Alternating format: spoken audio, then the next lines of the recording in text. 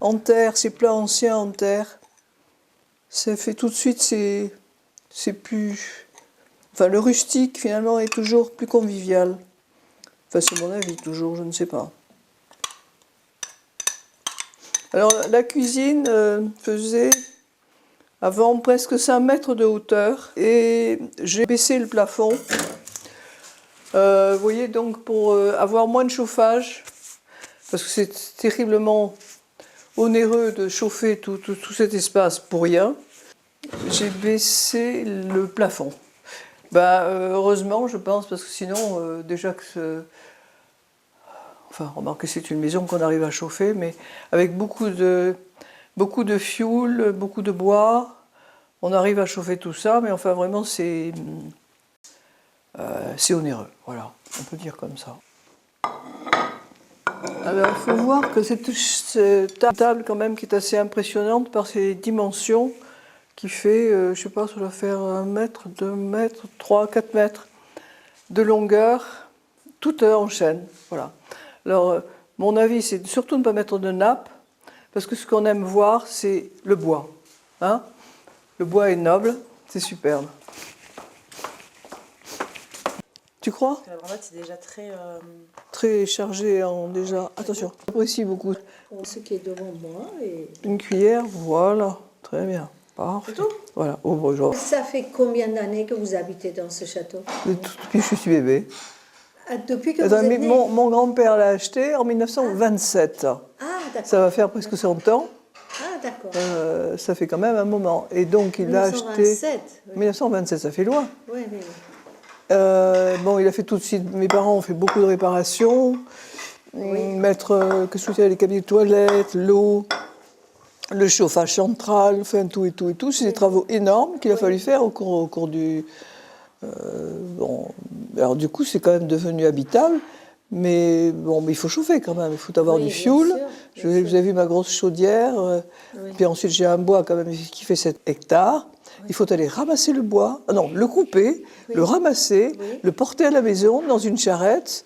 Vous n'avez pas porté ces grandes bûches à bout de bras comme ça. Mais vous aviez du personnel quand même. Oui, on avait du personnel. Je dis, j'avais plus de personnel. Et pendant la guerre, vous avez abrité des gens? Eh bien, on a abrité la famille. Mes cousins, ma famille de Paris, ceux qui arrivaient enfin, partout, on était très nombreux dans cette maison. Ce qui fait que cette table, pendant la guerre, tous les jours, matin et soir, on était plein. Ah, d'accord. Voilà. Des membres de la famille, quoi. C'est ça. C'était pas des étrangers que vous non, accueilliez. absolument pas. C'est ça. C'est mon grand-père donc, qui l'a acheté. Ensuite, c'est ses enfants qui ont hérité. Oui. Et puis ensuite, à la génération au-dessus. Ça, ils voulaient nous envahir aussi. Et chaque fois qu'ils avaient des velléités pour venir envahir ici, toute la famille sortait sur la terrasse. Oui. Enfants, petits-enfants, tout le monde. Nous sortions tous. Bataillon, au moins, je ne sais pas. Je sais qu'à notre propriété à Perpignan, on était envahis carrément par notre propriété, par les Allemands. Mais c'était alors les manœuvres dans la cour, c'était vraiment la vie d'une armée.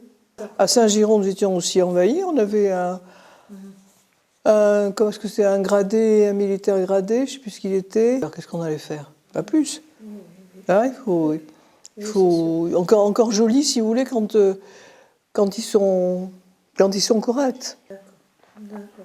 Et ici, quand les Allemands sont partis, c'était une véritable débandade, nous sommes descendus pour les voir passer. Ils passaient sur la route en bas, sur laquelle vous êtes venus. Toute une armée passait et regagnait l'Allemagne. Et c'était spectaculaire, et ils fauchaient tout, les vélos, les chevaux, les filles. Nous autres, on ne se rendait pas compte que nous étions aussi des cibles, parce qu'ils pouvaient très bien nous amener. Et après, on a dit, vous êtes complètement folle, mais on voulait voir à quoi ça ressemblait quand même. Mon grand-père a eu 6 enfants, et tout ça, si vous voulez, tous les biens de la famille, ce sont du côté catalan, du côté, enfin, etc. Ça s'est dispersé, ce qui fait qu'après, après, c'est moi qui ai hérité, donc à l'heure actuelle, j'ai acheté la part de mon frère. Mais parce que je voulais continuer à restaurer. Puis après, c'est tellement impossible pour moi, je ne peux plus. Donc, il faut que ça passe à d'autres personnes.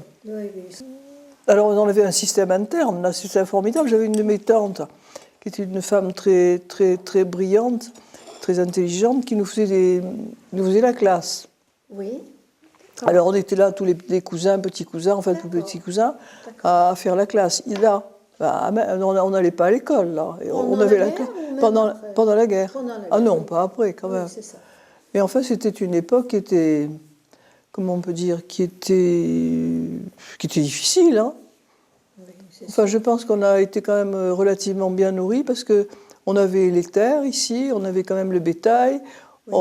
Ça aussi, ça nourrissait tous les gens du pays, de la région, qui étaient bien contents de venir à la maison pour chercher des morceaux de viande et tout ça. Oui. Si vous voulez, mais il y avait une vie, donc une vie dans nos patelas pendant la guerre.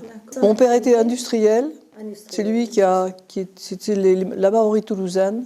Les marmories, ça sert pour faire tout ce qui est en marbre, c'est-à-dire les cheminées dans les maisons, les autels dans les églises, les sols en marbre, les salles de bain, tout ça. Bon. Et puis ça marchait très fort. Et puis après, il y a eu comment on peut dire, on a estimé que le marbre, c'était pas, je sais pas, c'était plus à la mode. Bon, Oui. alors résultat, ça s'est arrêté. Aussi, mon grand-père a bâti, c'est peut-être une des plus belles maisons de la ville à Toulouse, une maison en 1900 et quelques, je ne sais plus exactement maintenant les dates, qui faisait 6 étages dans Toulouse, qu'il a bâti sur les remparts de Toulouse. Et cette maison était une maison qui était très très belle, avec des colonnes en marbre, c'était très très beau. C'était le premier ascenseur à Toulouse. Et alors en 1900, tout le monde venait voir bâtir cette maison, tous les Toulousains. On ne revenait pas de voir une maison de 6 étages à Toulouse. C'était pas New York, mais c'était à Toulouse. Elle existe encore? Ah oui, oui, c'est une maison où il y a les lions. Je ne sais pas si vous avez remarqué sur le boulevard Carnot, il y a une grande fenêtre avec 2 lions de chaque côté qui sont énormes, qui sont pas en marbre, mais en pierre blanche, qui sont très très beaux. Et ce sont les lions qui soutiennent les armoiries de ma famille. Voilà, moi je porte les armoiries de ma famille, c'est-à-dire les Doats. Donc ces armoiries qui sont d'azur aux 3 hérons. Ça veut dire donc qu'il y a un en chef, 2 en chef et un en pointe. Et donc les lions tenaient dans les armoiries tenaient le blason. Oui, Il y a le bâtiment central qui est du XVIe siècle, d'accord. qui a eu on peut dire, des embellissements au XVIIIe.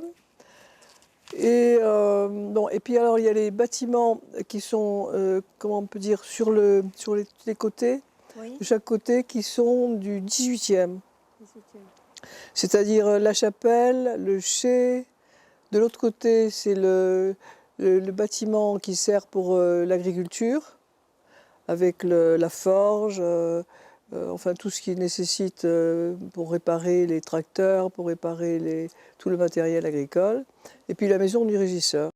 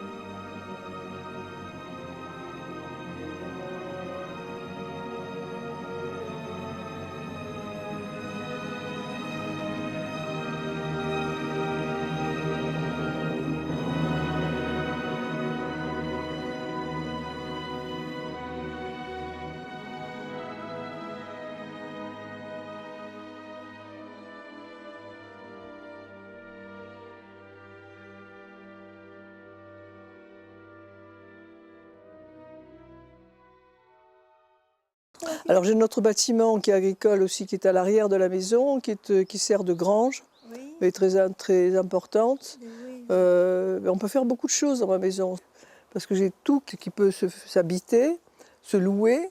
Mes greniers aussi bien peuvent être loués. Enfin, on peut tout faire.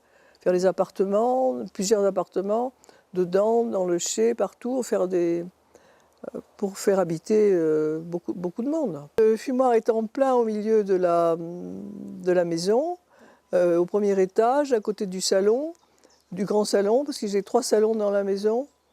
2 grands salons. Le capitoul le recevait d'abord, enfin c'était pas lui qui recevait, mais c'était probablement son personnel, qui commençait par voir les personnes qui étaient demandeurs, je ne sais pas de quoi, mais enfin on peut s'imaginer. Alors d'abord, ces personnes venaient et étaient reçues en bas dans le salon du bas. Et si le capitoul pouvait les recevoir, s'ils étaient habilités à être reçus par le capitoul plutôt, ils montaient dans le salon qui est en haut, au premier étage. Mais parce que le capitoul qui y habitait était un négociant Ah ben ça, oui, sûrement, parce que je ne sais pas si vous avez vu les gypseries qui sont dans le salon au premier étage. Donc ils faisaient du commerce, et du commerce même international.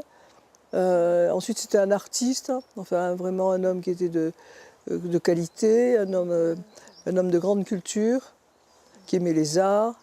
Je crois que c'était un homme sûrement de grande dimension et qui était enfin, un homme de science dans tous les secteurs. Oui, mais c'est quelle époque ça en fait Ben, attendez, les capitouls, ça a été il y a plusieurs capitouls de gens. Oui. C'était entre le XVIe siècle et le XVIIIe au moins. Il y a 16 postes de tir dans la maison, il y a 4 tours, et dans chaque tour, donc, il y a 4 postes de tir. Et au moment des guerres de religion, ça chauffait très fort. Il faut bien le dire, c'était entre les protestants, donc c'était les catholiques qui habitaient la maison, ici, et ce sont les protestants sur lesquels il fallait tirer. Je suis désolée, mais bon, si nous étions protestants, à ce moment-là, on n'aurait pas habité la maison, c'est évident, mais c'est la cave qui reste. C'est une cave voûtée qui est très belle, mais c'est ce qui reste du XVe siècle, 15e. du château fort. Parce qu'il y avait un château fort donc, qui était sûrement très important, puisqu'il fallait toujours lutter contre les guerres, mais qui donc a été vaincu, puisqu'il a été brûlé. C'est mon grand-père qui a planté les pins parasols qui sont à l'entrée et qui donnent tout à fait, comment ça crée, je veux dire, j'insiste un peu dans ce sens-là, des paysages florentins.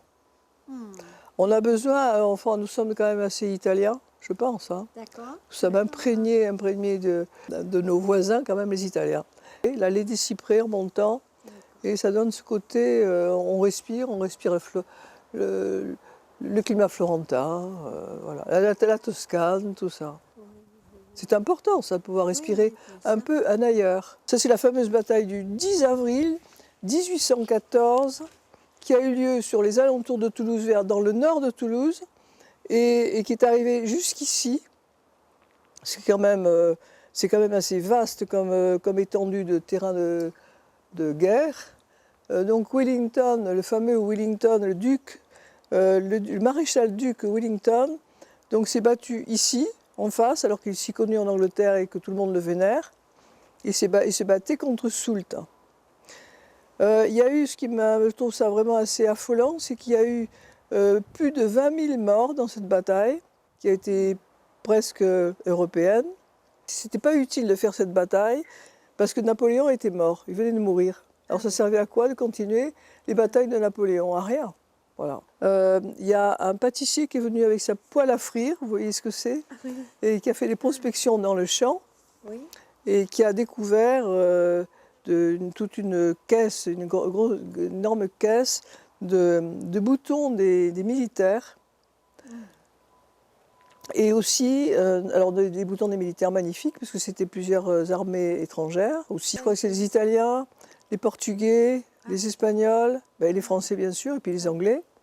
Chez nous, il n'y a pas eu le cardinal de Richelieu qui a habité comme chez des voisins, mais s'il y a eu quand même Wellington qui s'est battu contre Soult ici, nous sommes déjà très fiers.